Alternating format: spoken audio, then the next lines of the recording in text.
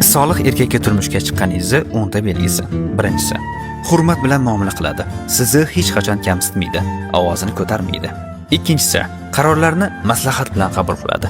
Sizning fikringiz u uchun muhim. Uchinchisi, og'izdan chiqqan so'zga sodiq, va'dasida turadi. So'z bermasdan ish qilmaydi. To'rtinchisi, xatolarni tan oladi.